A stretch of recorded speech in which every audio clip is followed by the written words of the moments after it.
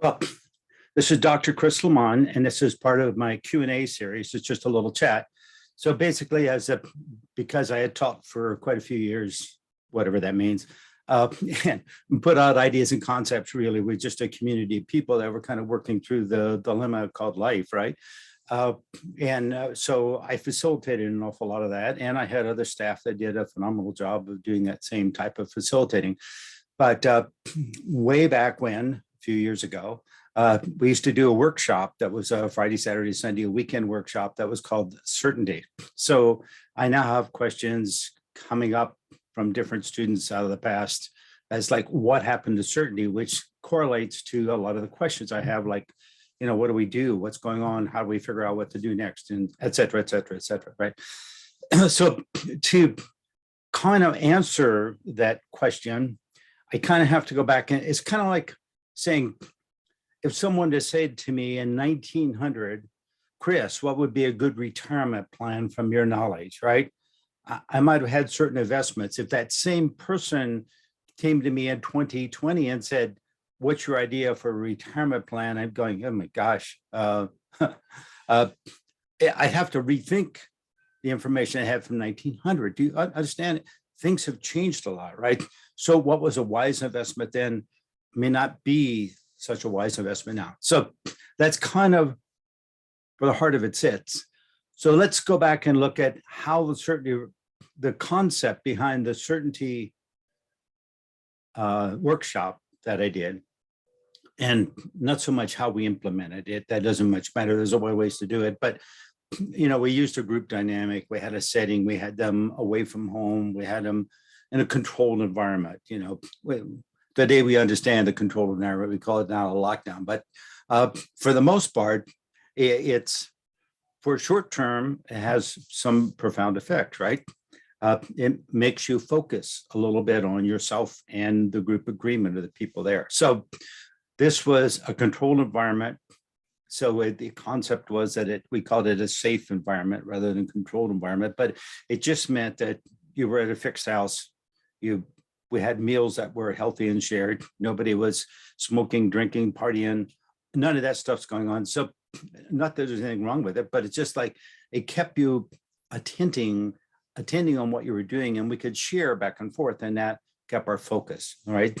So number one, it's a setup that allows you to examine things. That's really good. The second thing is that the concept involved is you have two systems in play. You have this automated system. An automated system in there is, people like to call it intuition. It's also called inductive reasoning. We induce certain things, right? So basically, all that is basically just simply pattern recognition, right? If I gave you a list and said, find your name on the list, you'd zoom down the list and you would spot your name because your name is a pattern you recognize. Even if the fonting that was used to print the list is a little different than what you're using, it's not Romans, right? Times, whatever. You still would spot your name a lot easier than you would have find a name that's not real familiar, like Gretchen or something, right? So you spot your name quickly. Those are familiar pieces. It doesn't feel like you're burning very much energy scanning down that. You're really not. You might be burning a little energy to move your eyes down that. If I just asked you to remember your name, an image would appear and you would rattle off your name. That would require even less burning of energy. Burning of energy is really kind of important because this is a conserved system, right? To keep you alive, it actually makes decisions of how much you're going to expend energy and how far you're going to put it out and what's to keep you alive. You have in here a system that's trying to keep you alive, right? So it's doing a phenomenal job. So when something new appears, you look at that and immediately you go down the list, like the list of names, you go down the list and you find what that is similar to. So therefore we have this event right now today is similar to, not the same as, but similar to. So similar to means that not quite the same, but close.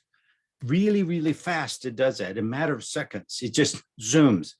It doesn't burn any calories. You don't get all warmed up. You're not burning calories. You're not sweating. You're not nervous. You're not thinking. You're not like, oh, I'm a threshold or any of that kind of stuff. It's just really simple.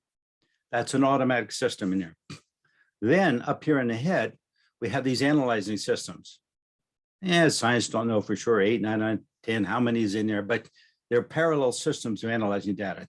So we look at the situation, the event, and it's like taking a snapshot and then having a team of like 9 analysts look at the pictures and read the data and produce a story about what's going on. Well, this fact's here, this fact's here, this fact's here. This is going on over here. So they're analyzing it. This system is really very fast too.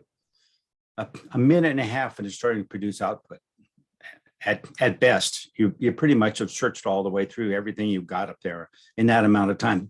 It will then start compiling, and the compiling might take a little bit of time.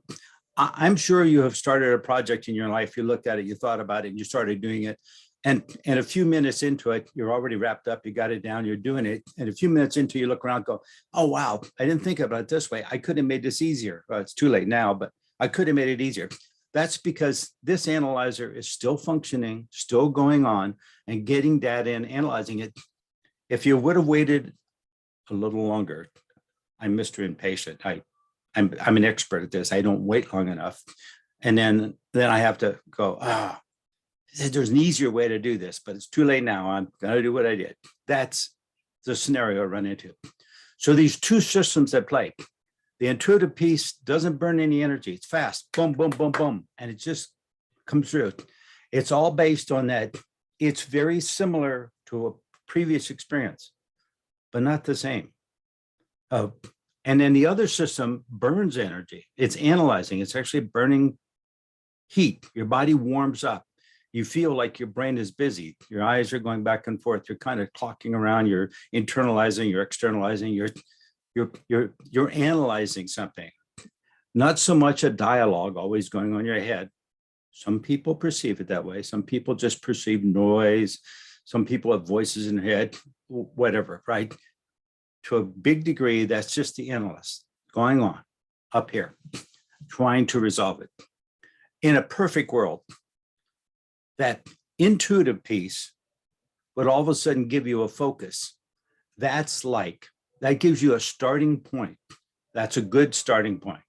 And then these analyzing pieces would come up saying, okay, that's a really good template, but we need to amend that. We got another variable in there. We've got this going on. We got that going on. Okay. So how to bring this two together to get them to marry together requires something really very simple. I'm going to call it movement.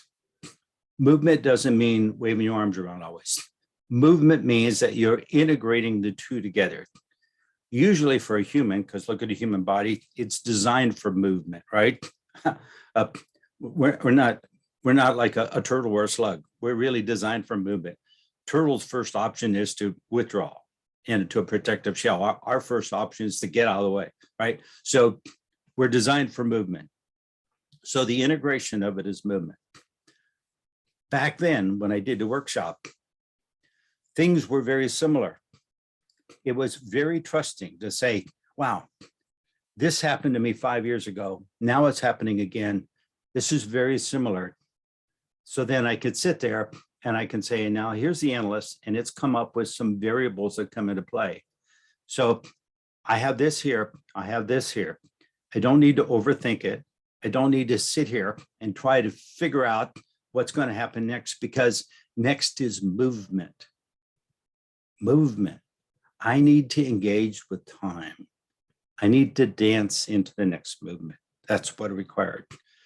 So you see, with a group of people, way back when we did a workshop, I just had to get them to sit there and recognize that I feel this is a familiar situation, but not quite the same. And then I had to have them be patient and allow this thinking mechanism to come up. And I had to allow them to give different scenarios. In other words, they had to voice it. That's a form of movement. I had to take idea number one and voice it into my familiar scenario. Then I had to take idea number two and voice it into my familiar scenario. Then I had to take idea number three and voice it. After I got 5 or 6 voices, stories in front of me, I could then see them because now we've engaged, we have a movement, like a symphony, that type of movement, right? So we have that out displayed out in front of us. Then we could look at it and we say, wow, I need to combine these. And to do that, I've got to make a plan. A plan is, how am I going to move next? Do I step left? Do I step right? Which way do I go? That's the plan. So as I engage the plan with it, it starts to flow and it works out really good. I now have movement. This data is flowing down into the familiar, altering it. I'm updating my database, which is always a good idea. It's getting more current. I'm engaging with it. I'm using this brain. And as I go into it, clues are going to flow. Next thing I know, I start into it and someone's going to give me a clue. Someone's going to call me. I'm going to notice something. I'm going to see something. I'm going to drive past a sign that inspires me. Something is going to occur. You know, it's like, it seems like a miracle. You know, people get excited. They come back and say, oh, you were right. You know, this came along and then that came along. It's like, yes, that's the way it works. Works great.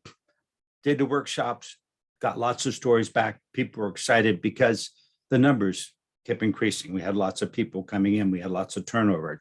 People had changes coming up in their life, right? That was the whole idea.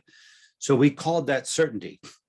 To move forward into an unknown, you basically, the term is, you kind of fake it till you make it. In other words, you have to move in the direction, right? If you see something and you're not sure what it is, you move a little closer to take a look, right? If you see something that looks like an angry dog, you might move back a little bit. But if you see something you're not too sure of, could be an angry dog, could be a friendly dog, could be, you might move a little closer till this can make more data and more information. We've all had some experience like that. So that's the way it normally works. All right, now we go forward to present time. I'm sorry about that.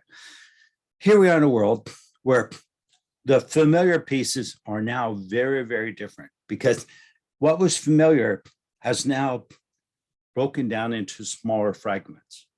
That's what evolution does. It evolves. That's what the word means. It evolves, right? So in the background, you see the background here is a books library because I got a lot of books in my house and I got relegated out here to the garage. So now I have a fake library. But a library starts with what? One book, right? I had one book, I had 2 books, pretty soon I had 100 books, pretty soon. Now I got 2,000 books, right? So I got a library, and it doesn't look like that library, but it's somewhat similar. And it's just a collection of books. It grows, it accumulates, right? Are the books in that library all relevant? I have taken hundreds of books out of my library. I have donated them. I've given them away to friends. I have sold them. I've done all kinds of things with books because they're no longer relevant to me, right? So I've got rid of them. I got rid of them not because I realized I was never going to read them again. I got rid of them because I bought more books and I need a room. I don't have room in my house to put in the bookcase. So I had to take 40 or 50 books every year. I have to take and put up another 40 books or 50 books. So I got to get rid of 40 or 50 books. Some of my friends are tired of me sending them books from whatever, which are no longer relevant in my mind, but they were good books. They were informative and they may be very serving to other people. So there it sits, right? That's the nature of it. It is evolved. Books that I had written, books that I had read. I haven't written one yet. Books I have read, for the most part, those concepts and ideas have sorted down, have spread out, have divided. There's more, we'd say more complexity to it. I guess more pieces does mean more complexity, right? The other thing too is, as complexity gets larger and larger, the pieces become smaller. It's really difficult for you to go back and remember the structure. because remember, that's a pattern. Like your name, you spot it, even if the fonting is different, because you have an idea of the variations of that particular pattern called your name. That pattern in the past now is not only done with more fonts, but they've translated into Polish or Russian. So it's got more characters in it, right? It's like, oh my goodness. And it's more of a challenge to find. It's not so reliable. And when your analyst part comes on, but it requires more calories, more burning, more analyzing. There are more variables, and the variables don't have little grooves to fit into in the past experience. It's not just a trade-off that's really simple to update that. It's like you removing 5 pieces and putting in 10. It's like very, very confusing. So you don't get that sense of like, I'm ready to move forward. That fake certainty, right? Because even when people say, I've done this before, I know what I'm doing, totally certain. That's an assumption that every situation is the same. Really what they're saying is, I'm familiar with this. I'm familiar with some of the variables. I feel confident to move forward, to move forward and figure out what's going to fall apart on it and piece it all together as I go along. That's the truth of it. And that's the way it works, right? We move forward, we piece it together, we look for clues. We don't think of it that way.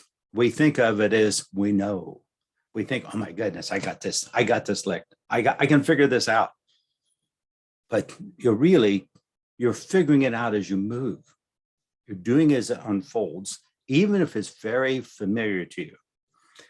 I used to dance competition, and I had a dance partner, and we did a lot of dancing. We were a lot of different events. It was kind of fun, ballroom dancing, and yes, that whole nature has changed today. And when I look at flights and all the crazy stuff they're doing today, it's like, nah, it's just like I never did any of that stuff. This was back in 1990, right? Somewhere back into there, 1980s, 1990s. When I was dancing and we were in competitions. So if I were to go back in this, number one, physically, I'd have to get in better shape because of the fact that it takes a more demanding physical structure to dance in the styles of movement and everything they have. It's not just simply a couple of steps here, not like doing a waltz, right? So it's really changed tremendously. The field has changed tremendously. Right? My partner that I danced with for quite a few years got injured. She hurt her back. So I had to find a new dance partner. It was really quite interesting because the fact is like the nature of our joint intuition. I would make a move, she would make a move. Our bodies were communicating to get the timing and sequence and moves out. When I found another partner who was a really good dancer, we would get in there, and it's like that whole nature of that communication and movement wasn't natural. I recognized that it was a learning curve for me because as a male part, I'm kind of an anchor. I'm doing the timing and coordination. She's supposed to be dynamic and catch the attention. I just secure the whole thing, right? Bring a little bit of rhythm, bring a tempo in there and secure it. I spin her out. She does whatever she needs to come back and we're back in time and sequence again. Very, very simple, right? But today that's totally different, right? It's just, wow. Even the partnership arrangements when you watch modern dancing is totally different. It's like, wow. I'm not too sure who's setting the pace. A lot of it is mirroring, right? Different styles is what I'm talking about. You're going to get the same thing in certainty moving forward. I'm going to tell you right now, if you've got ideas in your head and you're sitting there and you're going, I don't know if this will work.